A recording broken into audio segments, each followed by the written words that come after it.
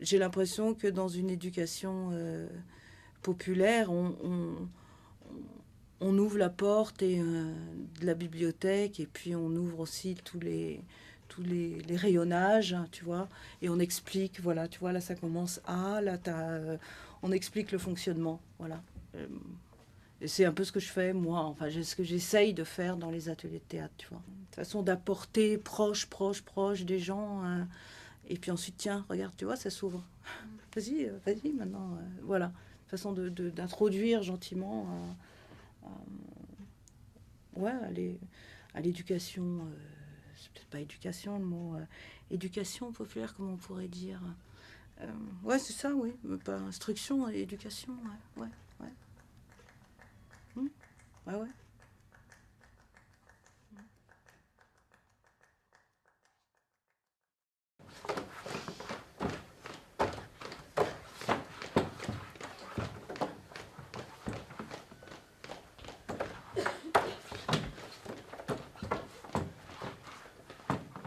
Enfin, toute ma vie, j'ai fait des choses avec des gens, avec des jeunes, avec des mouvements, avec des groupes.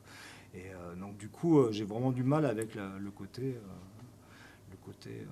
du haut vers le bas, quoi. D'ailleurs, c'est pour ça que même ma place on va dire, appeler ça animateur, professeur ou artiste, de toute façon, elle est aussi de remettre en jeu ces choses-là, quoi.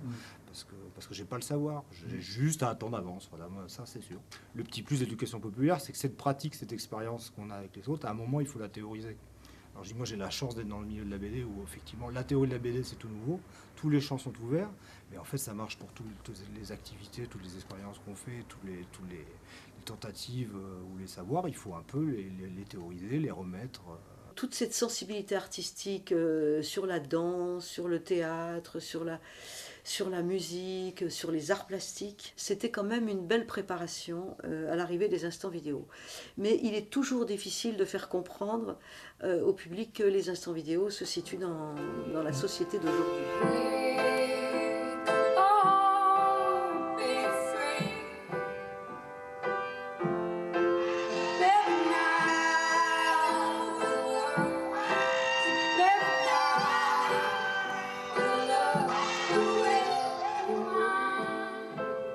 C'est pour ça que les poètes m'intéressent, parce qu'ils sont pratiquement les seuls, avec les humoristes aussi. De Vos, c'est un poète de Vos.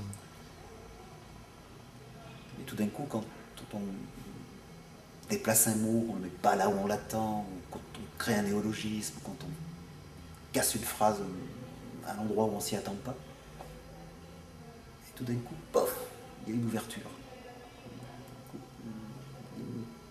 Il peut y avoir une étincelle comme ça tout d'un coup. Il faut absolument aller voir qu'est-ce qui se passe sur la question de l'image aujourd'hui, de la télévision qui commençait quand même à être très regardée, jusqu'aux artistes qui travaillent dessus. Qu'est-ce que c'est le langage de l'image? On a toujours tenté d'axer les débats, y compris sur la convivialité, sur un rapport plus facile entre intervenants et salle, mais on est resté quand même sur un modèle traditionnel, conventionnel, de débat entre un intervenant qui sait et une salle qui ne sait pas et qui vient pour apprendre. Et que ça provoque en tout cas des questions quand arrive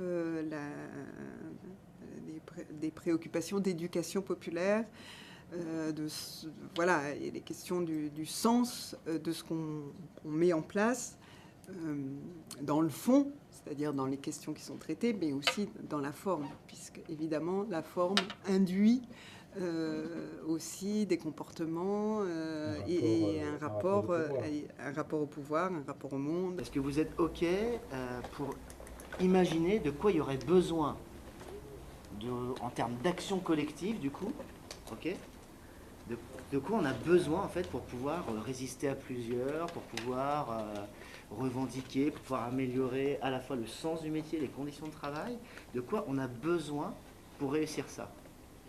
D'accord ? C'est-à-dire, ok, bon, admettons, il n'y a plus de syndicat, c'est dépassé ce truc-là, c'est trop merdique, ça marche plus de toute façon, enfin c'est trop gros, je sais pas, tout ce qu'on a dit. Est-ce que ce serait satisfaisant s'il n'y avait plus rien ?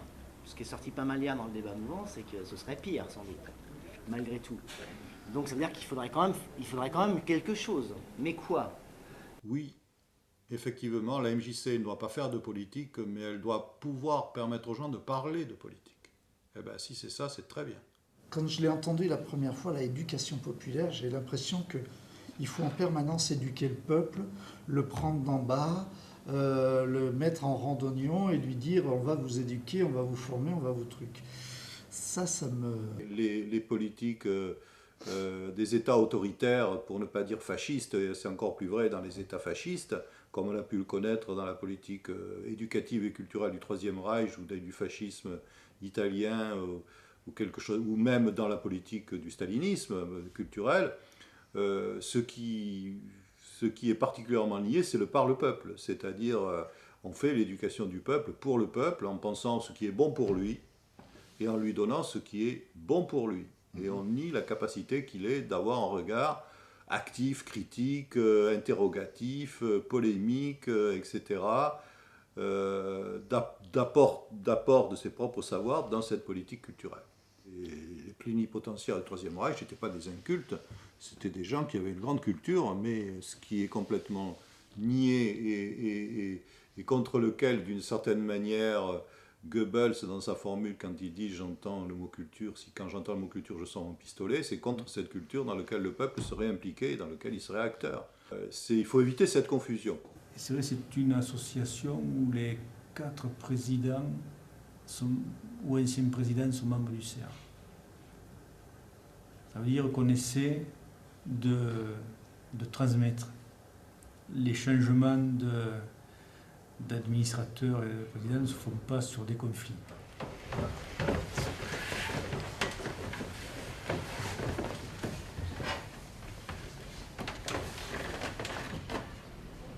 Pour l'instant, je crois qu'on a ouvert la porte à des nouvelles formes de travail avec des nouveaux publics.